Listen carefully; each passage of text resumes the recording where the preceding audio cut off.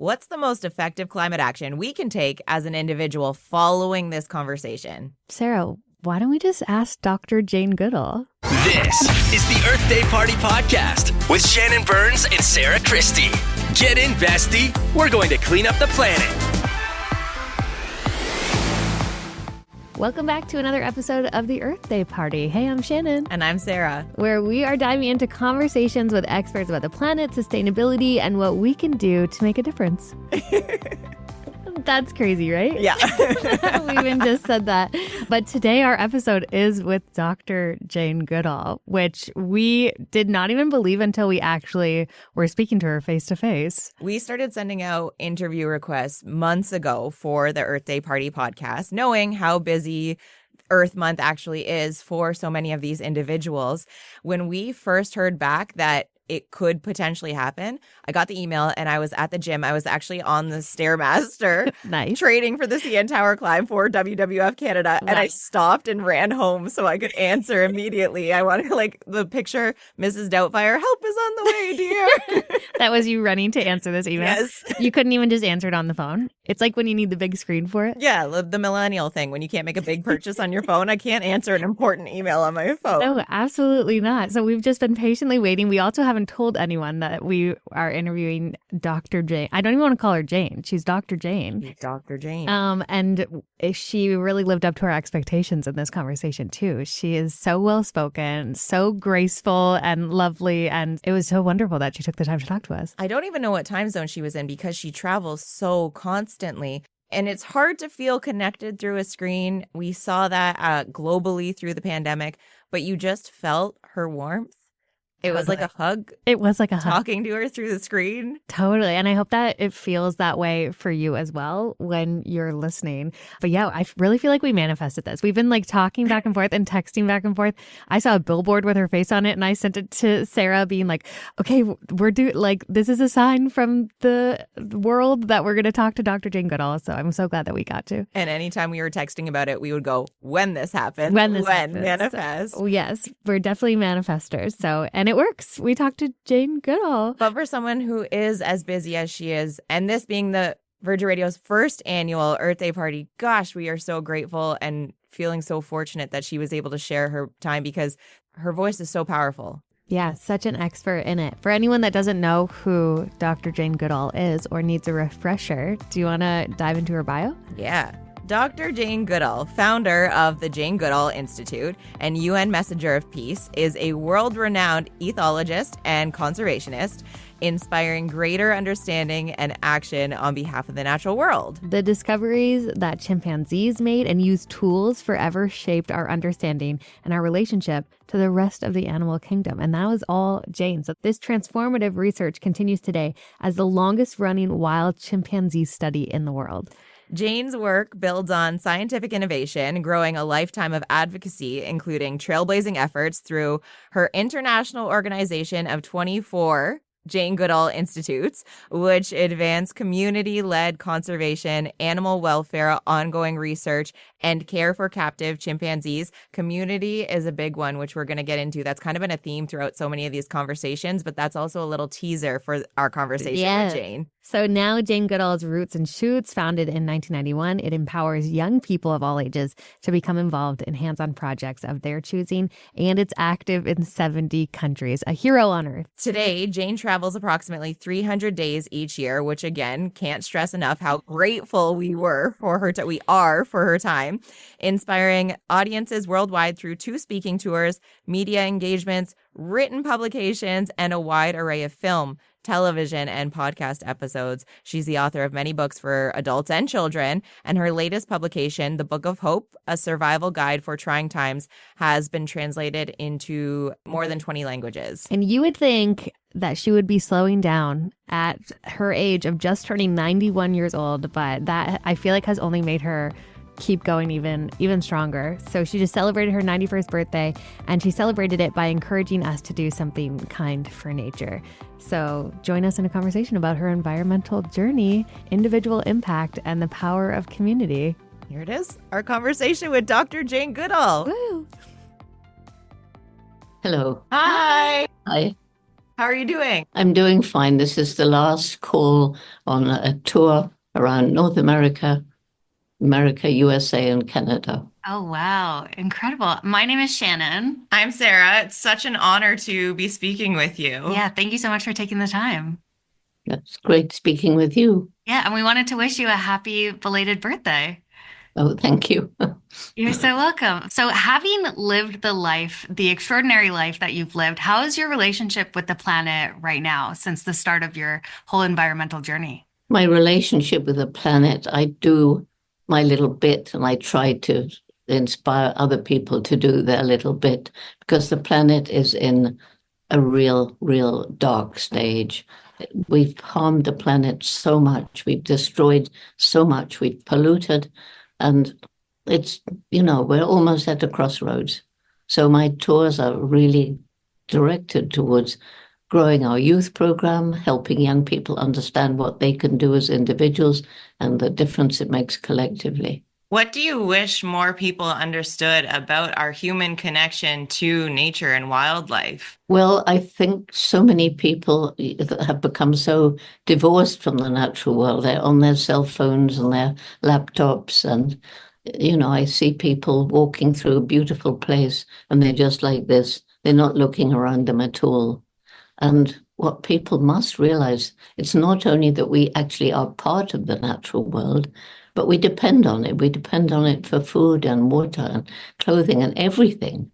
But we depend on healthy ecosystems. And it's ecosystems that we are destroying as one species after another becomes extinct in that ecosystem till finally it collapses. Where do you think that disconnect comes from? Because I feel like it hasn't always been like that, but it seems to be getting worse. It's the technology. Yeah. Children, even the little tiny children, I see them with their iPads and they're in their prams, you call them strollers, I think, and they're just not looking around them. And when we were little, we watched people, we were outside, we looked at the animals and so that's what we're trying to do with our youth program is to get young children out into nature, because only when you understand it can you come to love it. And then when you love it, you will want to save it. I've heard you say and speak about how every day we make some kind of impact on the planet. And I'm wondering how we can get people to better understand that from both sides. If I pick up litter, that makes an impact. If I litter and throw trash on the ground, that also makes an impact. Well, I think the secret there is that so many people, well, probably the majority of people think, well, what I do doesn't make a difference. It's just me. And so, if I throw out my bit of litter, well, there's just one bit of litter. And unfortunately, the more people who think that way, the more litter we get. And then on the other side, people say, well, if I pick up a piece of litter, what difference does it make? And of course, it wouldn't make any difference if it was one person.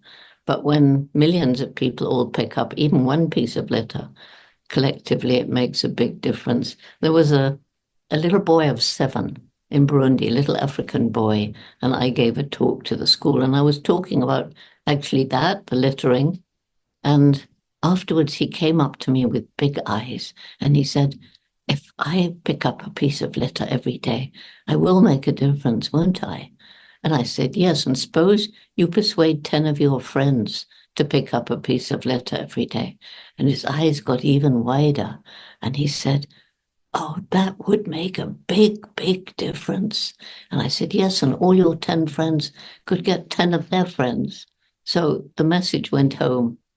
And he was so excited. That's so sweet. I love that. I do feel like a lot of people, they feel helpless when it comes to that, especially when we'll do things like use paper straws, but then we'll see people go on these big trips to space. So it feels like that we often hear people say, like, we're just a drop in the ocean while the fossil fuel industry prevails. So what can we say to those people that feel helpless in that way?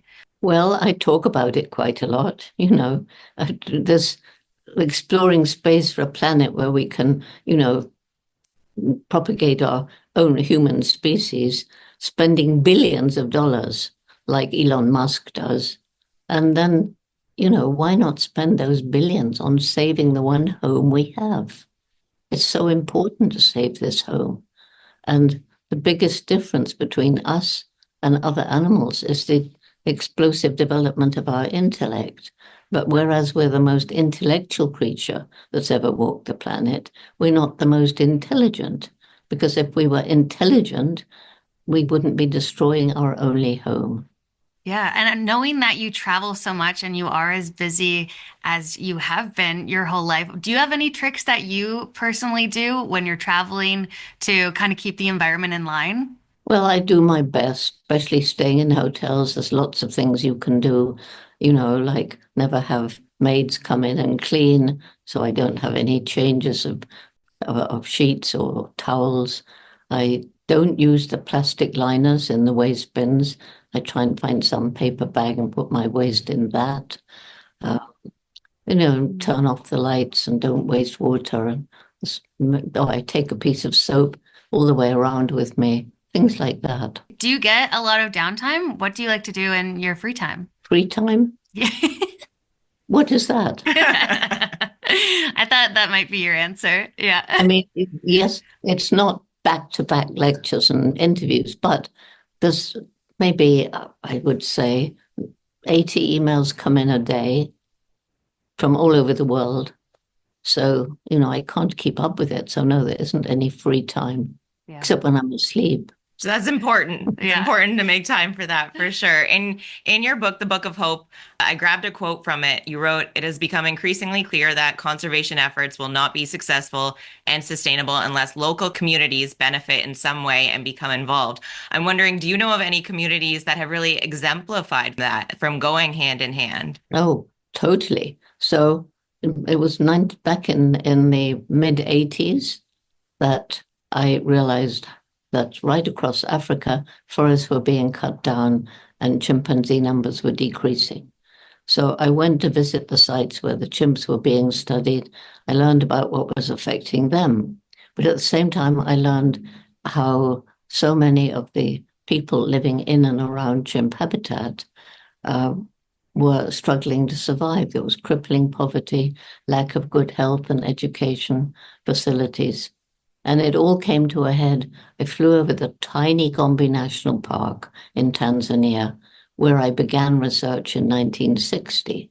And at that time, Gombe was part of a great forest that stretched across Africa.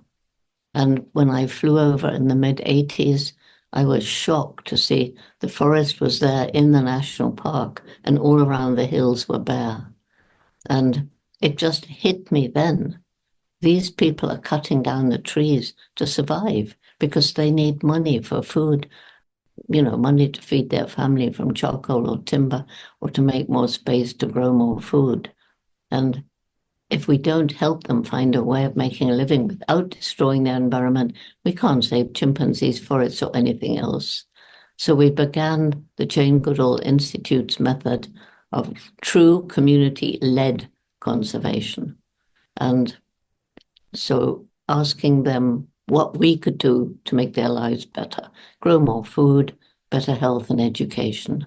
So we started there, and then they came to trust us, and we could introduce scholarships for girls, microfinance, and family planning information, things like that. And it was so successful, it's now in 6 other African countries where JGI studies chimps. And if you fly over the Gombe area, you won't see bare hills anymore because they understand protecting the environment isn't just for wildlife, but it's for their future. Wow. What's driving you the most right now? Well, as my last birthday was 91, I don't have that much time left, and there's so much to do. And I wouldn't be doing what I do if it didn't make an impact. So it's as though I have a mission. I was put on this planet to do something. And right now it's to give people hope that they can make a difference. Because if you don't have hope, why bother? And so if you don't have hope, it tends to lead to apathy. People do nothing. And we're doomed if that happens. And how can you bring young children into this world where nobody has hope? How cruel. So, what do you think is the most effective climate action that someone can take following this conversation that we're having as an individual? Well, one thing is to move towards a plant-based diet for two reasons. One is ethical. The conditions in these factory farms is unspeakably cruel. If you've watched a video secretly filmed, you can't sleep at night. So I became vegetarian and vegan because of that. But in addition, to feed all these billions of animals, huge areas of land are cleared to grow the grain to feed them. A lot of water is used to change vegetable to animal protein, and fresh water is getting a big problem in many places. In their digestion, they produce methane gas, which is a real virulent greenhouse gas. And it's also better for us because we have the gut of a creature that eats vegetables, and yet we're eating more and more meat. And a carnivore has a short gut. It wants to get rid of undigested meat material as quickly as possible before it starts giving problems in your insides. So, it's good for the environment, it's good for us, it's good for animals. You have a favorite go-to vegan meal? Oh, no, not really. I mean, I don't usually get much choice. I just have to take what's there. But one thing that's really good is Indian. Oh, yes. Really good. I just was in India and Nepal and Singapore, and the Indian food there is just out of this world. But anywhere in Indian it's pretty good. But a lot of vegan choices. Yeah. It's why Indian dining is one of my favorite go-tos as well for that exact reason, the flavors, the options. Dr. Jane Goodall, I'd be remiss to not say thank you for the work that you've done for nature, for women, for wildlife. It's been such an honor. Well, it's been nice talking to you. Yeah, nice Yes. chatting with you as well. Thank you. Sarah, did you ever think that you would just be having a casual conversation with Dr. Jane Goodall about vegan food recommendations? Yeah, that was surreal. I've been a vegan. I realized in our intro episode, I said I've been a vegan for 11 years. That's wrong. My mathing isn't mathing. It's been longer than that. I haven't eaten meat for over 20 years. No way. Yeah, it's weird because I think the pandemic confused timeline. Oh, for everyone. Right, exactly. And so that was so surreal to hear her talk about that. And Dr. Jane Goodall is right. Indian food slaps. Amazing. I thought it was very interesting too that when we were kind of asking her like what's the big thing that's driving you or what she's really pushing for, and that's what it is not eating meat. So I'm glad that she was able to express that in that way. So, and I was already thinking, because always at the end of every episode we say, okay, what are we going to do different from what we learned in this episode? I think I have to stop eating meat.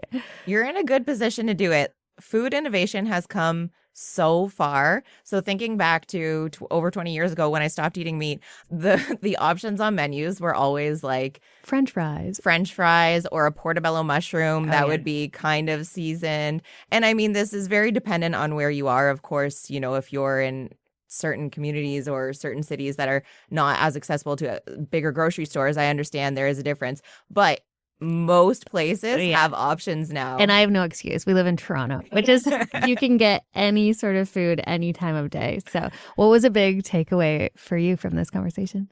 Just hearing Dr. Jane Goodall talk about our disconnect to nature, I think is so poignant because I can't think of someone who is more connected to nature. Right. So to hear her articulate our disconnect because of technology, and I can picture there's when I used to live in the GTA around Toronto, I have since then moved out of the city. There was a park at the end of my street, and I can't tell you how many times I would walk through there and have to walk around people who weren't looking up from their phone. And it was the water. We were right on the water. And I'm like, what? There are baby ducks there. Look at what you could be missing. And just to hear that be articulated, but also the story she told about community for me, because there has been a going trend. Dr. David Suzuki said the same thing. We heard Natalie Knowles in Protect Our Winters Canada all talking about community. We keep saying individual action, but it really isn't individual.